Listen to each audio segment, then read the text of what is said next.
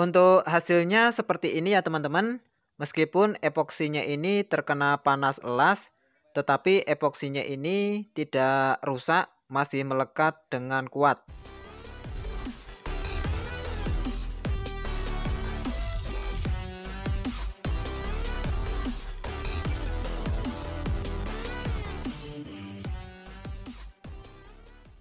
Halo guys, Assalamualaikum warahmatullahi wabarakatuh. Oke teman-teman, di kesempatan kali ini kita ada project pengecatan tangki motor Vixen. Untuk tangkinya tadinya ini sudah banyak yang bolong, tapi ini sudah selesai saya patri ya teman-teman. Untuk kedepannya insya Allah akan saya bahas juga, akan saya tutorialkan proses materinya. Dan jika dipastikan tangkinya ini sudah tidak ada yang bocor lagi, kemudian kita lakukan proses pengamplasan. Setelah selesai kita lakukan proses pengamplasan, selanjutnya kita cat dasar ataupun cat epoksi. Sebelum tangkinya ini kita cat dasar ataupun cat epoksi, terlebih dahulu tangkinya ini kita bersihkan menggunakan degreaser ataupun silikon remover ya teman-teman.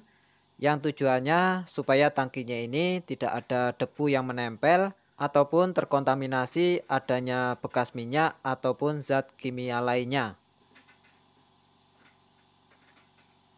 Jika sudah selesai kita bersihkan menggunakan silikon remover, kemudian kita diamkan sebentar sampai cairan silikon removernya ini mengering. Jika cairan silikon removernya ini sudah mengering, kemudian lanjut proses pengecatan dasar ataupun cat epoksinya. Untuk cat dasar ataupun cat epoksi, di sini saya pakai PU Primer Surfacer produk dari Niken. Untuk aplikasi ataupun perbandingan PU Primer Surfacer ini 412, untuk epoksi 4, hardener 1 dan untuk thinnernya 2. Untuk pemakaian thinner, di sini saya menggunakan thinner biasa. Jika bicara masalah kualitas, epoksi ini selain keras dan cepat kering, epoksi ini juga tahan panas dan daya rekatnya sangat maksimal ya teman-teman. Meskipun epoksi ini bukan satu-satunya epoksi yang bagus, tetapi epoksi ini salah satu epoksi yang sangat rekomen sekali.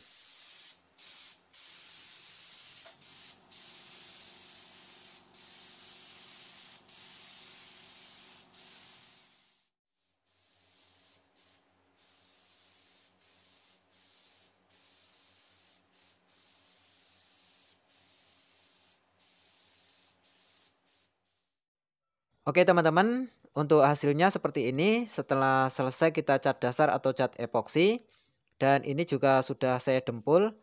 Untuk memastikan epoksinya ini sudah kering atau belum, bisa kita kerok menggunakan kuku seperti ini.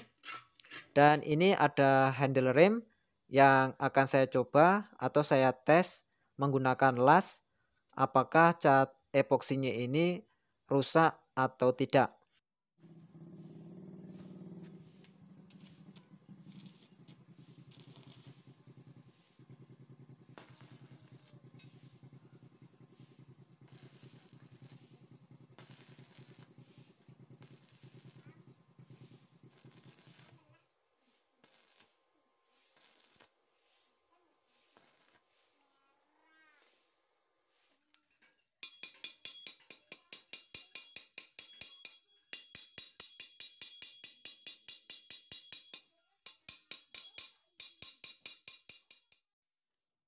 Oke teman-teman, untuk hasilnya seperti ini.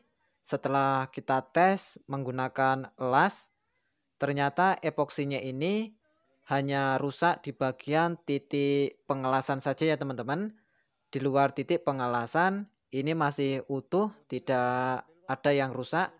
Meskipun terkena panas elas, ini di bagian samping-sampingnya kita kerok seperti ini masih kuat ya teman-teman, tidak bisa terkelupas. Dan tidak ada yang bergelembung juga. Untuk contoh media lain, ini ada standar samping. Ini awalnya cantolan ataupun kaitan pernya ini ada di belakang di sini. Kemudian ini saya pindah di bagian depannya. Dan ternyata setelah saya las, epoksinya kena panas las ini masih aman ya teman-teman, masih sama, tidak ada yang rusak. Yang rusak hanya di bagian titik pengelasan saja, seperti ini. Bahkan di bagian samping-sampingnya ini saya kerok seperti ini masih aman, tidak mudah terkelupas. Bahkan epoksinya ini masih melekat dengan sempurna. Untuk masalah kualitas epoksi ini, menurut saya pribadi, epoksi ini sangat rekomen sekali ya teman-teman. Dan selebihnya silahkan teman-teman nilai sendiri. Oke teman-teman, kita balik ke proses pengecatan tangkinya. Jika dempulnya tadi sudah selesai dilakukan proses pengamplasan, kemudian ini kita tindih lagi menggunakan cat epoksi untuk menutupi bagian dempulnya dan juga bagian epoksi yang kandas ataupun yang botak.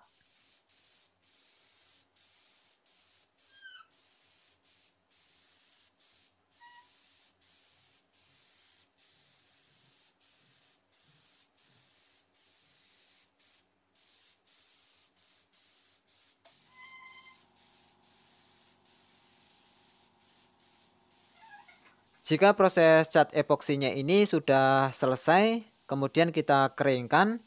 Jika dirasa sudah cukup kering, kemudian kita lakukan proses pengamplasan lagi.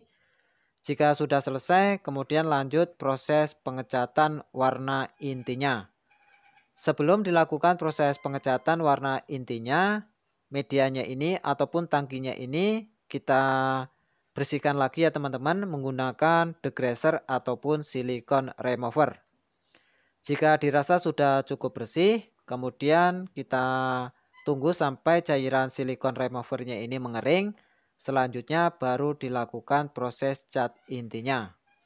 Jadi setiap kita melakukan proses pengecatan untuk lanjut ke tahap yang selanjutnya selalu dibersihkan menggunakan silikon remover ya teman-teman supaya hasilnya bisa maksimal. Dan untuk warna intinya di sini saya menggunakan warna hitam, masih menggunakan produk yang sama yaitu produk dari Nikon.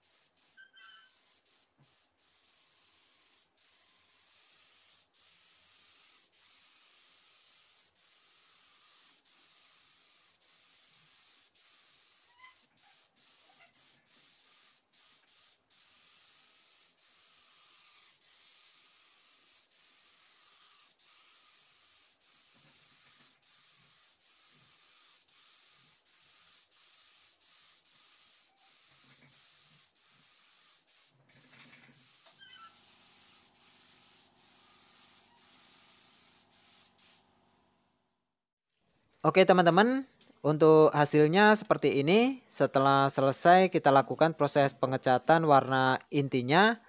Kemudian untuk yang selanjutnya, jika ingin dibuat motif terlebih dahulu.